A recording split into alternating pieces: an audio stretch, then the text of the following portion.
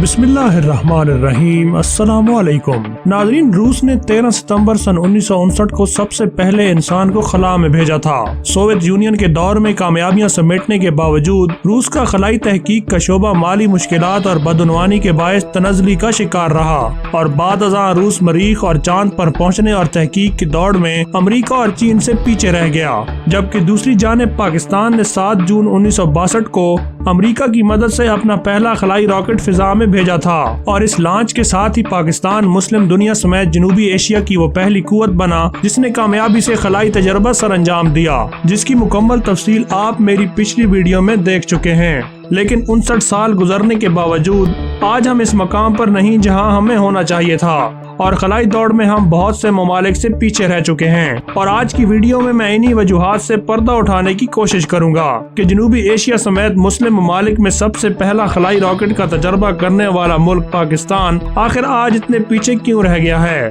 میں ہوں ممتاز نیازی اور آپ دیکھ رہے ہیں ٹاپ فیکٹس اینڈ آئیڈیاز۔ تو چلیے دوستو، بڑھتے ہیں آج کی ویڈیو کی طرف۔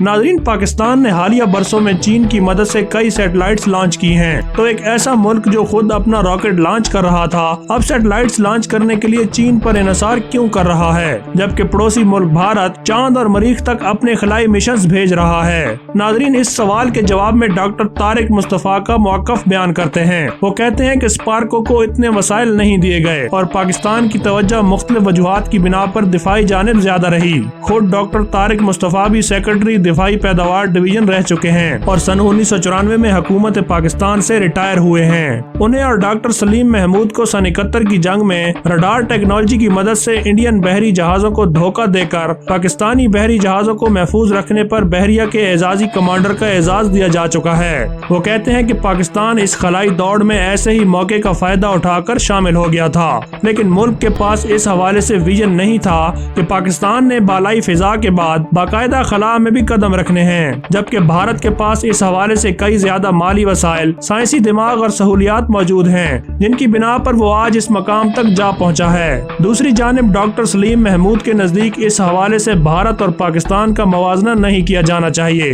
ان کا کہنا ہے کہ پاکستان کی اپنی قومی ترجیحات ہیں اور پاکستان اس کا متحمل نہیں ہو سکتا کہ اب راکٹ لانچنگ ٹیکنالوجی تیار کرنے پر فنڈز خرچ کرے۔ اسپارکو کے پاس جو وسائل دستیاب ہیں ان کے ذریعے موسمیاتی تبدیلی، جنگلات کی کٹائی، ماحولیاتی آلودگی، قدرتی وسائل اور آبی ذخائر وغیرہ کی مانیٹرنگ جیسے اہم مسائل پر زیادہ توجہ دی گئی، اور اس کے لیے اسپارکو کی ٹیکنالوجی کو استعمال میں لایا گیا۔ دسمبر 1989 میں ڈاکٹر سلیم محمود اسپارکو کے ایگزیکٹو ڈائریکٹر تھے، اور اس کو دستیاب فنڈز ناکافی ہونے کے باعث وہ اسپارکو چھوڑ گئے تھے۔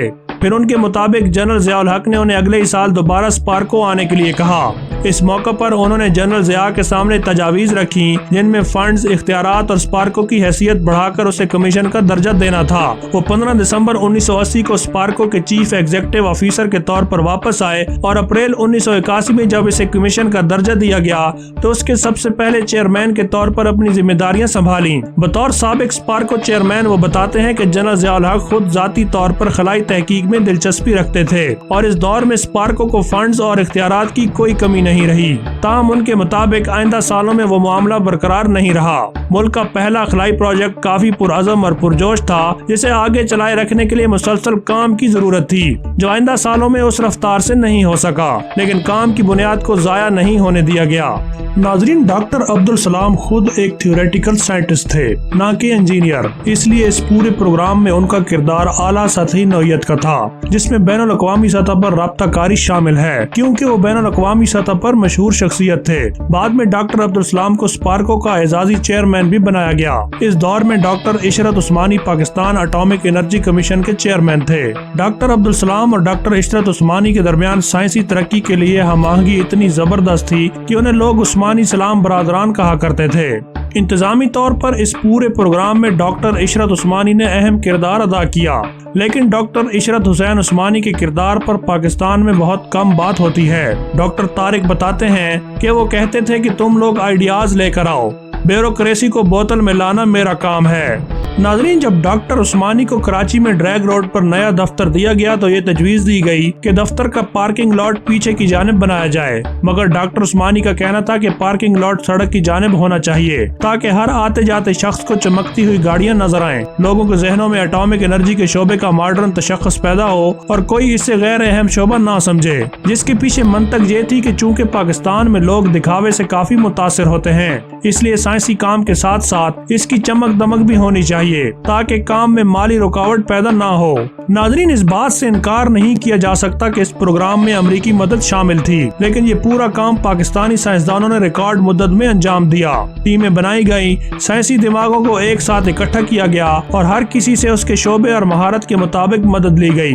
پاکستانی سائنسدانوں نے دن رات بلوچستان کی چلچلاتی گرمی میں کام کیا، کیونکہ ہر کسی کے سر پر بس ایک ہی دھن سوار تھی کہ پاکستانی راکٹ تجربے کو کامیاب بنانا ہے۔ ڈاکٹر طارق بتاتے ہیں کہ سومیانی کی آرٹلری رینج کے انچارج میجر بادشاہ نے تجربے کی کامیابی کے بعد ان سے کہا کہ یار، آپ لوگوں نے جو وہاں کام کیا ہے ہم تو اس پر بڑے حیران ہوئے۔ ایک دن تو ہمیں اطلاع ملی کہ اٹامک انرجی والے لڑکے وہاں آ کر کچھ کرنا چاہتے ہیں، اور چند مہینوں بعد ہمیں پتہ چلا کہ وہاں سے راکٹ چھوڑے جا رہے ہیں۔ تو یہ آپ لوگ بتائیں کہ آپ لوگ انسان تھے یا جن؟